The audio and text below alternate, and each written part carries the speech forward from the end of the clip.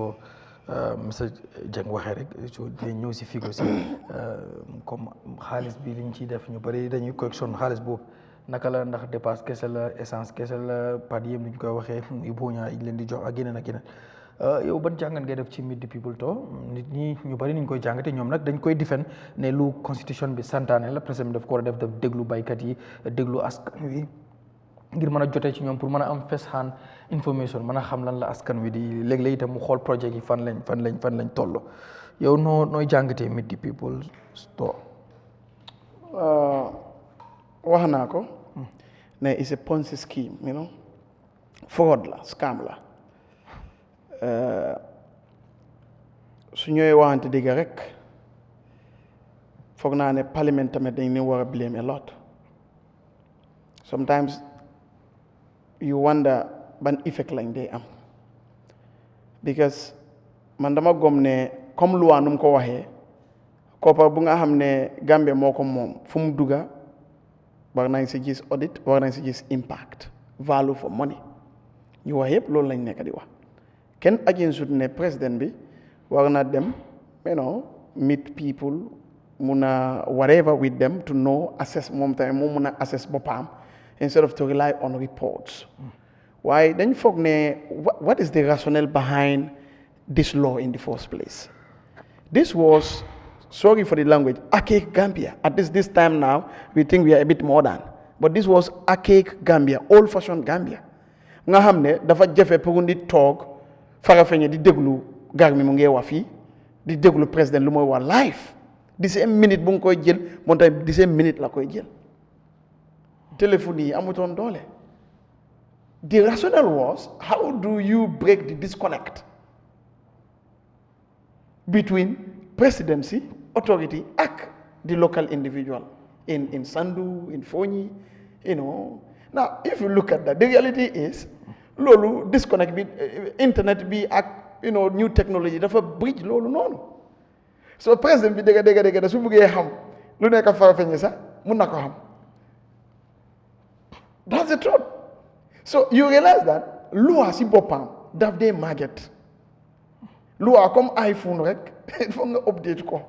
So moo tax ñu am parliament. Otherwise you will have parliament once rek ñu def ak loi ñu dem toog. Jagut waaye lu tax ñuy def pour ñu review loi yi ñu xool ok lan mooy dem lan moo nekkut di dem lan la ñu war a change lan la ñu war a add. That way the country will move. In fact, you can control the president. You can institutionalize this, not make it a presidential matter. Lii mënoon na nekk a special institution. So that the president will not even have chance to politicize this. Because president bi dafa am chance to politicize it because mom is a politician. Why not? Parliament mun na go back to the law and say, no, you know what, now let's institutionalize this law. ñu def ko ne institution nga xam ne dafay am agency wala institution nga xam ne su ne 10 people la sax ñooy responsible with line ministries like local government and yooyu noonu. The president will not have the opportunity to be going there for political jamboree and so on. The president's movement is expensive. The president's travel is expensive. So ko defee agency, it will lessen the burden. But loolu so jawutoon ko because we have institutions in the country ñu nga xam ne mënoon nañ jox président real information, real time information. Extension workers yaa ngi nii nari baa ngi nii different people. The president has intelligence. NIA ñu ngi si dëkk bi fu ne. Xëy na mu add farmers NIA. Okay, so but that's the truth. Why? Okay, now let's come to Luther Mane. It's a lie. All of this is lies. Look, gang. Like I have discussed with Srifo, the president said in his 2016 bid for presidency, Alkaloi, ak Srifo, ak Nyeneni, they should not be involved in politics. Then they involved in politics. Then it means the president really know one of the problems of the country. But the same. And in 2017, they did that. In 2017. Yes. And now they came and said, no. Let's continue for political convenience. Let's allow. In fact, he has now declared it that they should campaign. So that tells you, this politician came and told us our problem. I know the problem. The problem is this. The problem is that. All of a sudden, you say, okay, I'll look for a time to now go and look for your problems again. But you are the one who told us that you know the problems. And the problems that you told us, you know. You don't even fix them. It's a means of enriching some people, that's all. That's the truth. What problem do you want to know again? Data less than 5 years. To fix the problem, problem.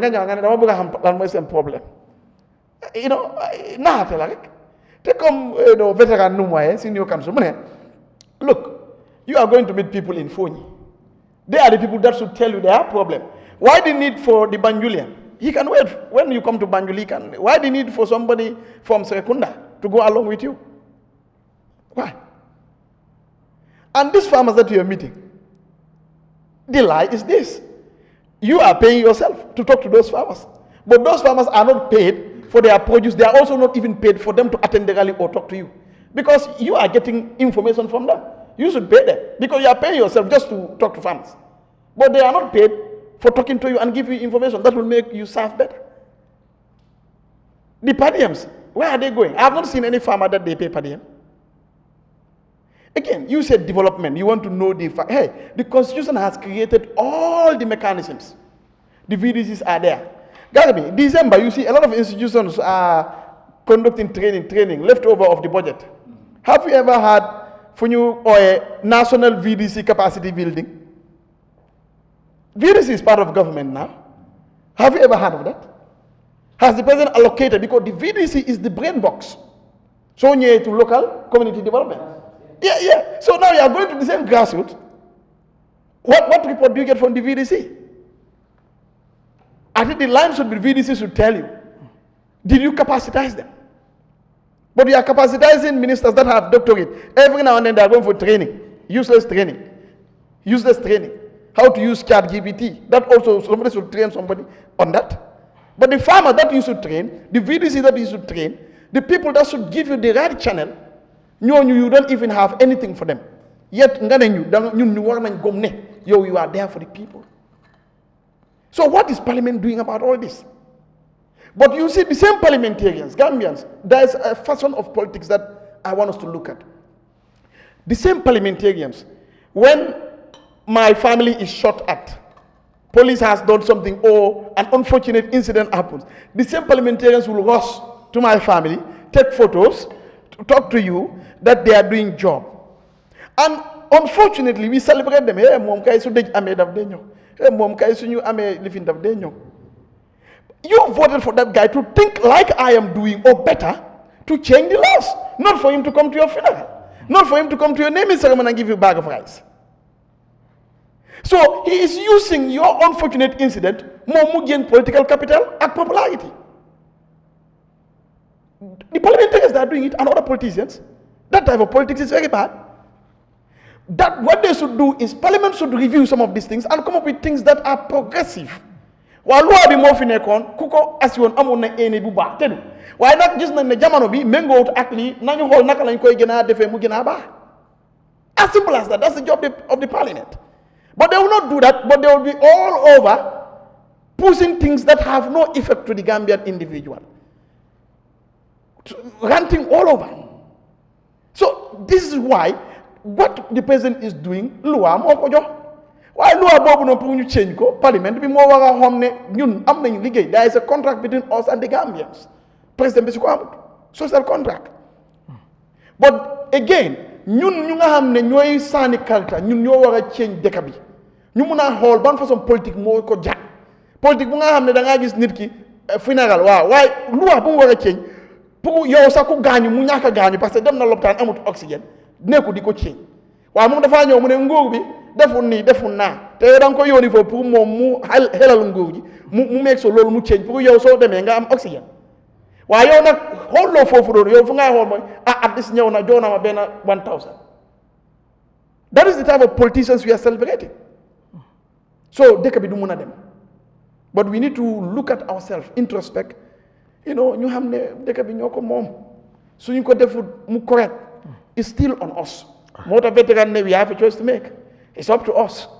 All right. Métit ba nag suñ ko nee nii ñëppay am métit waaye du em de so please. ok nañ ñaanalante ñu change. ok bala ma may dem da nga bëgg ñu soppi doxalinu Meet the People Store wala yow sa gis-gis mooy lu war a dakk la wala dafa am nuñ ko war a doxalee because xam naa ne président bi dafay wax ne lii constitutional requirement la boo xam ne I have to fulfill it every year boo xam ne dama war a sàmmonte ak moom ndax léegi ci doxalin wi ci dañ ko war a soppi niñ koy doxalee ak yooyu because bëgg naa ñu dikk tamit si bu fekkee ŋàññi ngeen ko ñu ñëw ci solution bi xëy na yow laa ko njëkk a laaj balaa ma ñëw Duudu Jammeh mu react ci loolu doog a indi moom tamit solution dinaa départ ci si bi ak kii so yow nan nga gis ni ma gis mooy it's not a bad law ok but for example Garmi mun nañ ko adjust ñu ne ok nu bon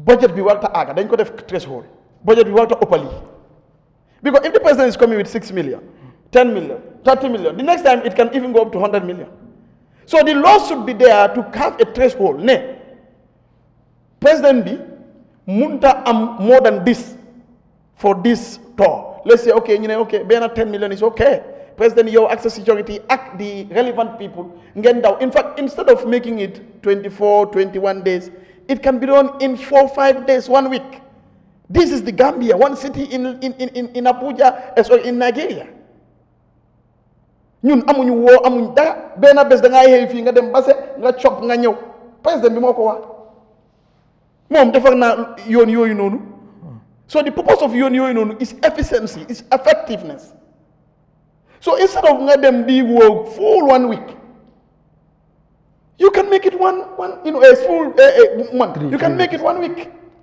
nga dem ak Amadou Ba because mooy minister local government ay yooyu noonu then bu fekkee bu ngay dem the people there the government mechanisms yu fa nekk ñu nga mit leen ñu wax la nga déglu waaye nag nga dem NPP yi supporters ñooy wax man wax nañ maa invite suñ ñëwee West Coast ñu ne boo ok dañ bëgg a tey nga ñëw wax ñu déglu ndaa duma wax waaye NPP ngay assi di gars yi di wax loolu te nga ne meet the people this is not meet the people this is meet the MPP loolu lañ nekk di explain ne loi bi parlement bi mun nañ ko baana léegi nañ ko kaat 10 million maximum so boobu président bi su bëggee sax mu assi budget yi 20 million loi mu ne du mun a passé 10 million that's effective legislation waaye boo defaree loi nga bàyyi ko ëpp nu rek ambiguity and loophole su fa nekk ñu nekk si système dañ koy use because tey there is no law in this Gambia bu wax ne suñu agriculture ministry yi nangam percentage la war a am mun tam manqué loolu noonu so da ngaa gis ne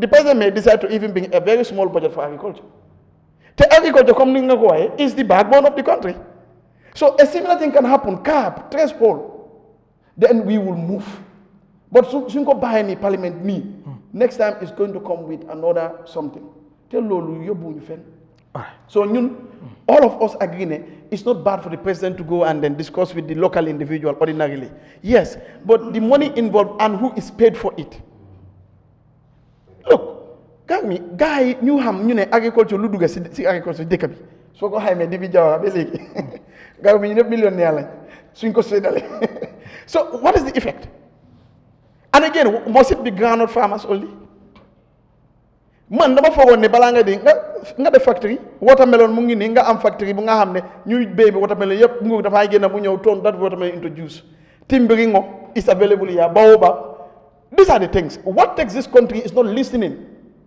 to people these are listening sessions I call them what takes this country is okay every region am nañ factory bu nga xam ne is agricultural produce related bii rice la mooy defar look Yahya Mohamed there is trying to produce rice is it not the same one man, one head, one brain, not even tall, for example. Right? That's just a comic for us to enjoy. Can do it. A whole government machinery cannot. And they will tell you government is not a business enterprise. Who told you that? Why are we paying you for even opening your mouth to our people if it's not a business enterprise? And those people who are not paid. You are paying yourself just for talking. And we are even paying you salary. We are giving you per diem. We are giving you car. We are giving security. To go and talk to people and know what their problem is for you to serve. You pay yourself. And you say that is okay? Where do you ground that on? All right. So these are the changes we want. Okay. Garmi. All right. Yeah.